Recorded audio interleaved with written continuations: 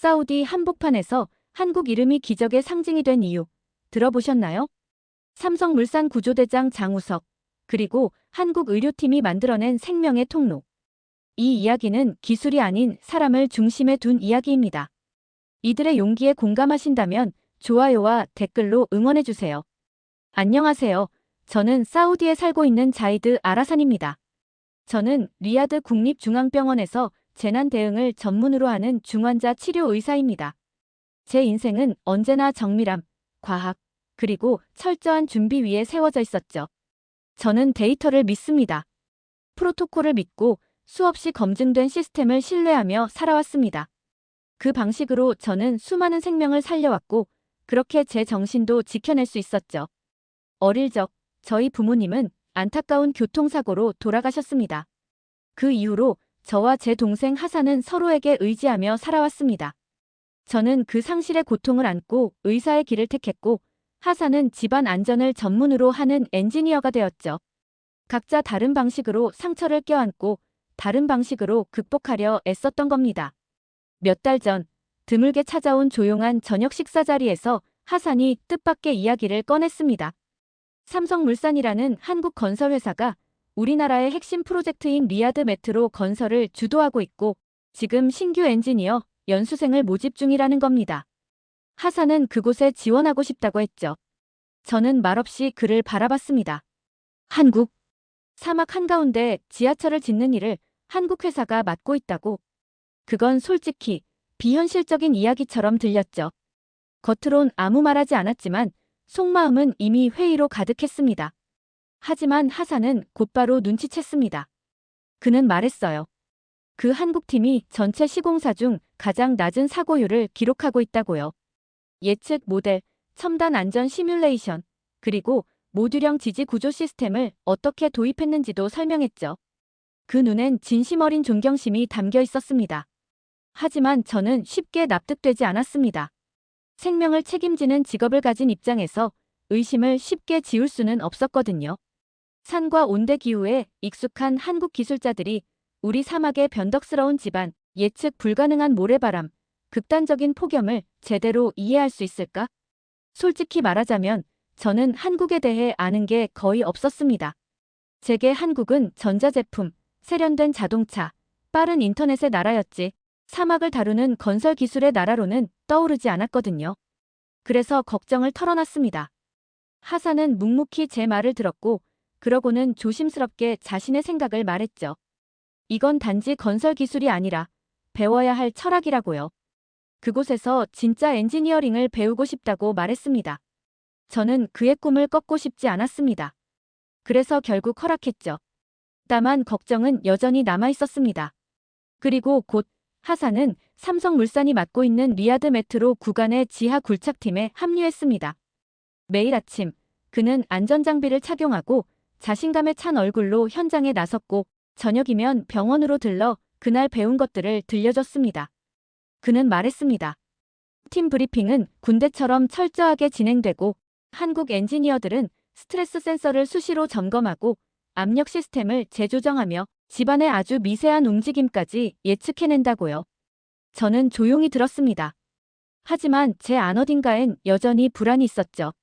그건 하산을 불신해서가 아니라 의사로서 내면 깊이 자리 잡은 일종의 직업적 불안이었습니다. 위험을 먼저 상상하고 최악을 대비하는 습관.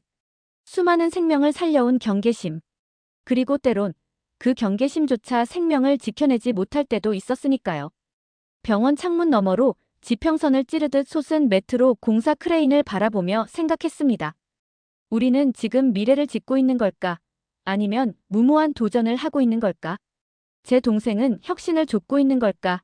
아니면 미처 알지 못한 위험 속으로 걸어 들어간 걸까? 그땐 몰랐습니다. 하지만 곧 알게 되겠죠. 제가 전혀 예상하지 못했던 방식으로요. 하산이 프로젝트에 합류한 이후 시간은 눈 깜짝할 새에 흘러갔습니다. 그는 지치지 않는 열정으로 일에 몰두했고, 종종 늦게까지 남아 데이터 분석이나 장비 점검을 도왔죠. 매일 저녁이면 병원에 들렀습니다. 얼굴은 땀과 먼지로 얼룩졌지만 눈빛만은 늘 생기로 빛났습니다. 그는 혹서기 대응 매뉴얼, 강화된 방호 시스템, 그리고 한국팀의 중복 안전 집착에 대해 이야기하곤 했습니다. 그의 목소리에는 단순한 직장을 넘어 소명을 찾은 사람만이 가진 확신이 담겨 있었죠. 저는 걱정을 꾹 눌러 담은 채 조용히 지켜봤습니다. 하지만 뉴스는 더 자주 들여다보게 됐고 사고나 지연 소식이 있는지 계속 확인했죠. 관련 포럼을 즐겨찾기에 등록하고 엔지니어링 블로그들을 뒤지며 하산이 함께 일하는 한국팀에 대해 조금씩 알아가기 시작했습니다. 그 과정에서 계속 등장한 이름이 하나 있었습니다. 장우석. 삼성물산 리아드 프로젝트의 위기관리 책임자였고 이전에는 한국에서 산악구조 전문가로 활동한 경력이 있다고 했죠. 다른 사람들이 물러날 때 위험 지역에 들어가는 훈련을 받은 사람이었습니다. 하산은 그를 존경했습니다. 목소리를 높이지 않아도 모든 이의 주의를 끌 수 있는 침착하고 체계적인 리더라고 했죠. 하산에게 그는 단순한 멘토가 아니라 혹독한 환경조차 질서와 훈련으로 극복할 수 있다는 증거 같은 존재였습니다. 그럼에도 저는 조심스러웠습니다. 시스템이 아무리 완벽해도 여긴 사막이니까요. 그리고 저는 오래전에 깨달았습니다. 사막은 결코 예측 가능한 존재가 아니라는 걸요. 그러던 어느 목요일 아침, 병원엔 인근 건설 현장에서 온 환자들이 유독 많이 몰려들었습니다. 대부분 열사병이나 가벼운 골절이었지만 이상하게 불길한 기운이 맴돌았습니다. 그날 저녁 하산은 병원에 오지 않았습니다. 하산에게 전화를 걸었지만 응답이 없었고 문자도 답장이 없었죠. 처음엔 그냥 야근이라 생각했습니다. 하지만 해가 지고 어둠이 내릴수록 마음속에 서서히 불안이 퍼져갔습니다. 지하철 의료지원팀에 있는 아는 동료에게 연락을 했죠. 사건이 있었다고 했습니다. 지하터널 중 하나에서 구조 이상이 발생했다고요. 자세한 내용은 알 수 없다는 말뿐이었습니다. 그날 밤 저는 한숨도 자지 못했습니다. 책상에 앉아 휴대폰을 쥔 채 그저 기다렸습니다. 그리고 새벽 응급실 책임자 전원에게 비상 호출이 떨어졌습니다. 지하철 연결 구간 중 하나에서 대규모 붕괴 사고가 발생했다는 겁니다. 여러 명이 사망했고 다수의 인원이 지하에 고립되었다고 했습니다. 굳이 누가 말하지 않아도 알 수 있었습니다. 하산이 그 안에 있다는 걸요. 현장으로 향하는 구급차 안에서 저는 떨리는 손으로 하산에게 전화를 걸고 또 걸었습니다. 하지만 여전히 아무런 응답이 없었습니다. 도착한 현장은 말 그대로 혼돈 그 자체였습니다. 구급차의 사이렌, 구조대의 고함, 먼지와 파편을 가르며 깜빡이는 경광등. 모든 게 뒤엉켜 있었습니다. 그리고 그 순간 붕괴된 구간이 삼성물산 구역이 아니라는 사실이 보였습니다. 유럽계 시공사의 구간이었습니다. 잠시였지만 안도의 숨을 쉬었습니다. 어쩌면 하산은 자기 구역에 있었을지도 모른다는 희망이 들었죠. 하지만 그 환상은 금세 무너졌습니다. 현장 관리자 한 명이 저를 따로 불렀습니다. 그는 조심스럽게 말했습니다. 당일 오전 기술적 문제로 인해 하산과 몇몇 한국 기술자들이 일시적으로 유럽 구역 지원을 나갔다는 겁니다. 그 순간 얼굴에서 피가 사라지는 걸 느꼈습니다. 저는 물었습니다. 현재 연락이 안 되는 인원이 몇 명이냐고. 그는 잠시 머뭇거리더니 숫자를 말했습니다. 너무 많았습니다. 하산도 그 안에 있을 수 있습니다. 무너진 구조물 속 어딘가에 다쳤을 수도 있고 아니면 더 끔찍한 상황일 수도 있겠죠. 공기엔 먼지와 절망이 가득했습니다. 몇 초조차 한 세월처럼 느껴졌습니다. 저는 더 이상 의사가 아니었습니다. 그 순간만큼은 제 동생을 빼앗아간 대지를 향해 제발 돌려달라고 간절히 기도하는 형이었습니다. 하산이 그 터널 안에 있었다는 사실을 알게 된 순간 제 안의 모든 것이 산산이 부서졌습니다. 의사로서 수많은 비극을 마주해왔지만 이번은 달랐습니다. 이번엔 제 동생이었습니다. 저는 미친 듯이 트리아지 구역으로 달려갔습니다. 부상자들의 얼굴을 하나하나 확인하며 제발 그 안에 하산이 있기를 간절히 바랐죠. 하지만 그는 없었습니다. 그 다음은 거의 기억나지 않을 정도로 정신없는 시간이었습니다. 고함과 분주한 발걸음, 쏟아지는 질문에 대답하지 못하는 사람들. 현장에선 안전 프로토콜을 두고 말다툼이 벌어졌고 엔지니어들은 도면을 두고 서로 싸웠습니다. 그리고 최악의 순간이 찾아왔습니다. 붕괴된 구역을 맡고 있던 유럽 시공사가 공식 성명을 발표한 겁니다. 집안 불안정성 증가로 인해 모든 구조 작업을 무기한 중단합니다. 믿을 수가 없었습니다. 중단이라고요? 아직 그 안에 사람이 살아있을 수도 있는데, 제 동생이, 하산이 그 안에 있는데, 저는 곧장 현장 책임자를 향해 달려가 따졌습니다. 그들은 2차 붕괴 위험, 지하 온도 상승, 산소 고갈 등을 이야기했습니다. 과학이라는 이름으로 제 고통을 무디게 만들려 했죠. 하지만 저 혼자만 그런 생각을 한 건 아니었습니다. 그때 장우석이 등장했습니다. 한국 구조팀의 위기 대응 책임자. 그는 혼란 속에서도 칼처럼 날카로운 집중력으로 움직였습니다.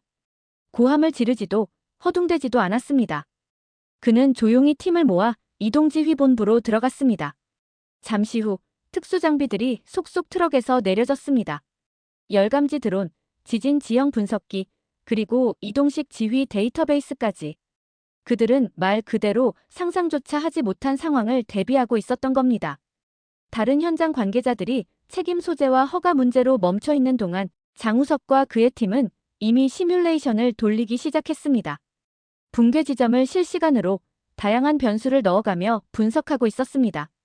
저는 그 옆에서 조용히 데이터를 듣고 있었습니다. 그러던 중 한 분석가가 화면을 가리켰습니다. 통과 가능한 경로가 있습니다. 좁지만 안정적입니다. 숫자들 속에 숨겨져 있던 단 하나의 희망이었습니다. 저는 장우석을 바라봤습니다. 말없이 간절하게. 그는 제 눈을 마주보더니 고개를 끄덕였습니다. 그는 팀원들에게 지시를 내렸습니다. 산소 공급, 보호 장비, 통신 라인 올셋. 모든 움직임은 계산되어 있었고 모든 위험은 미리 점검된 상태였습니다. 그 순간 유럽 시공사의 현장 관리자가 고함쳤습니다. 당신에겐 이 구역에 대한 관할권이 없습니다. 하지만 장우석은 미동도 하지 않았습니다. 사람이 살아있습니다. 그렇다면 그건 제 책임입니다. 그럼에도 고위 관계자들은 주저했습니다. 정부 인사들은 천막 뒤에서 속삭였고 아무도 선뜻 강행을 승인하려 하지 않았습니다. 그래서 장우석은 결단을 내렸습니다. 자체 지휘 체계로 행동하기로. 관료주의를 기다릴 시간은 없었습니다. 그의 팀은 곧바로 움직였습니다. 그들은 단순한 엔지니어가 아니었습니다.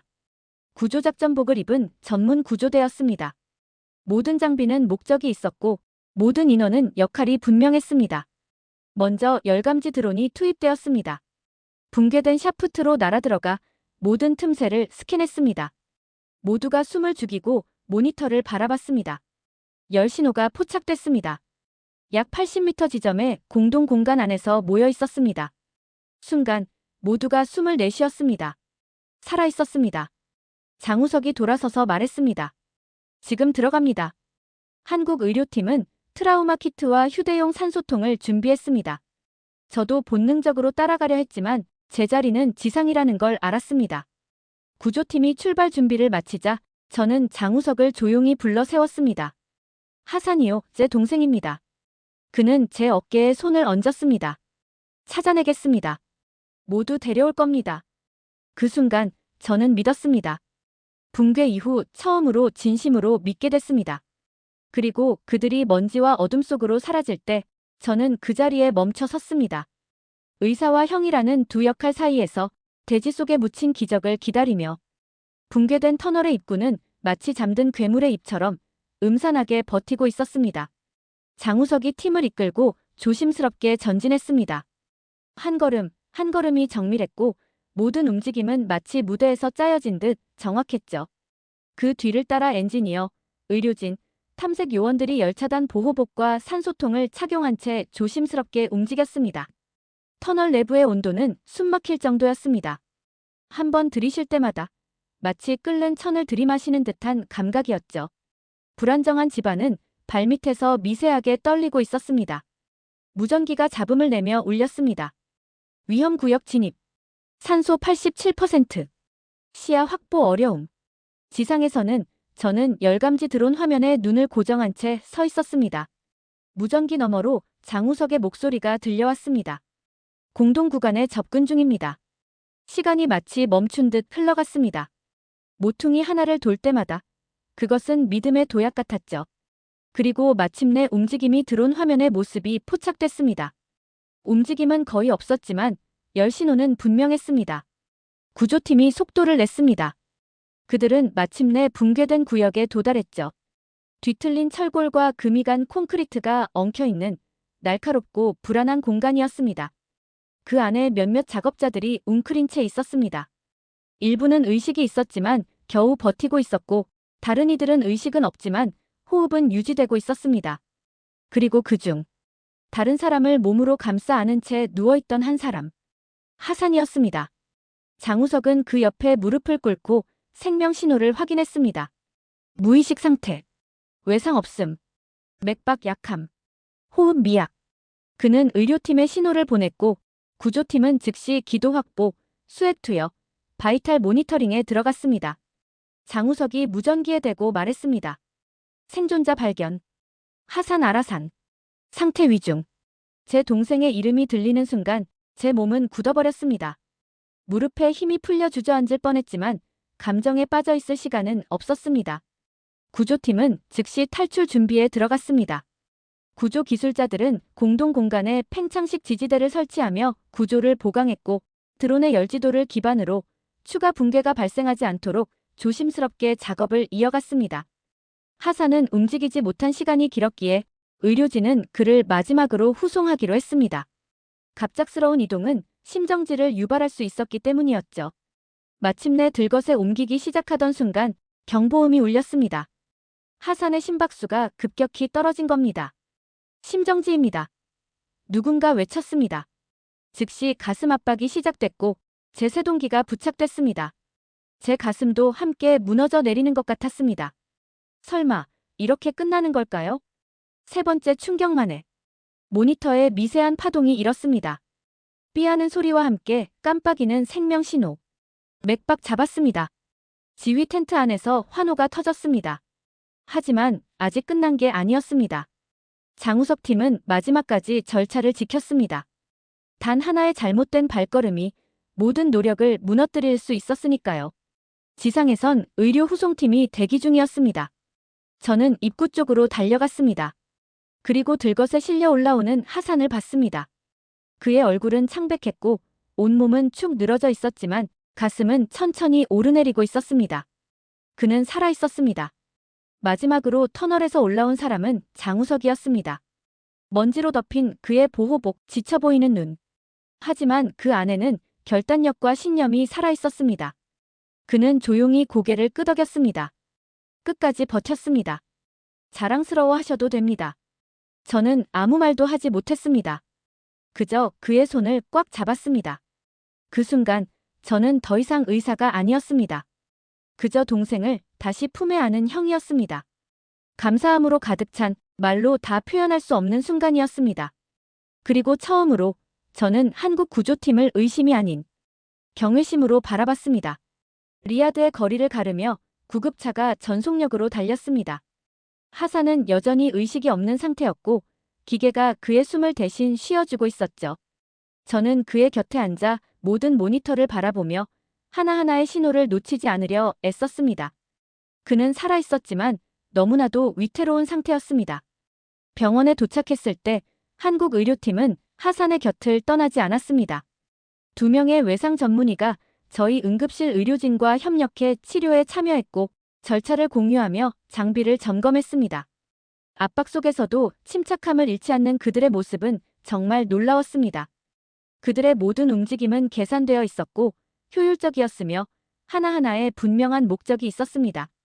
그들은 단지 잘 훈련된 수준이 아니었습니다. 그 상황을 정확히 상정하고 철저히 준비되어 있었습니다. 며칠 후 하산은 중환자실로 옮겨졌습니다. 의학적으로 유도된 혼수 상태에 놓였고 매 시간마다 상태가 모니터링되었습니다. 저는 형으로서 그리고 의사로서 매일 그의 곁을 지켰습니다. 차트를 들여다보며 저는 깨달았습니다. 하산의 생존 가능성은 정말로 아슬아슬했습니다. 구조가 단 몇 분만 늦었어도 단 한 번의 실수만 있었어도 그는 살아남지 못했을 겁니다. 그날 이후로 저는 자꾸만 장우석의 행동을 떠올리게 되었습니다. 어떻게 그렇게 정밀하게, 그렇게 확신 있게 움직일 수 있었을까? 어느 저녁, 저는 그를 직접 찾아갔습니다. 그는 프로젝트 지휘본부에서 팀과 함께 지진 데이터를 검토 중이었습니다. 저는 조용히 다가가 감사를 전했습니다. 그의 대답은 겸손했습니다. 저희는 그냥 해야 할 일을 했을 뿐입니다. 하지만 저는 알고 있었습니다. 그건 단순한 일 이상의 것이었습니다. 그는 저를 앉히고 처음으로 자신의 이야기를 들려주었습니다. 수십 년 전 그의 아버지는 한국의 한 광산 붕괴 사고로 목숨을 잃었고 그 당시 한국은 제대로 된 응급 시스템조차 갖추지 못한 상황이었답니다. 장우석은 그때 결심했다고 했습니다. 그 어떤 가족도 자신이 겪은 고통을 반복하지 않게 하겠다고요. 그래서 그는 실패에 대응하는 사람이 아닌 실패 자체를 막는 사람이 되기 위해 커리어를 쌓아왔던 것이었습니다. 안전은 규정이 아닙니다.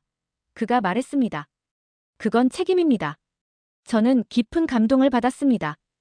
우리는 전혀 다른 세계에서 온 사람들이었습니다. 저는 보수적인 병원 시스템 속 의사였고 그는 극한 환경을 다루는 구조 기술자였죠. 하지만 우리는 같은 믿음을 공유하고 있었습니다. 생명은 어떤 대가를 치르더라도 지켜야 한다는 신념이었습니다. 그 이후로 저는 한국의 재난 대응 시스템을 공부하기 시작했습니다. 외상치료 매뉴얼, 긴급 배치 전략, 골든 아워 개념까지. 저는 우리 병원에서도 일부 모델을 도입할 수 있도록 파일럿 프로그램을 제안했습니다. 예상 밖으로 병원 측은 긍정적으로 검토해 주었습니다. 한편 하산도 천천히 회복하기 시작했습니다. 처음엔 눈꺼풀이 미세하게 떨렸고 곧 짧은 반응이 나타났습니다. 일주일이 지나자 그는 자가 호흡을 시작했습니다. 간호사들은 그것을 기적이라고 불렀습니다. 하지만 저는 알고 있었습니다. 그건 기적이 아니라 준비의 결과였습니다.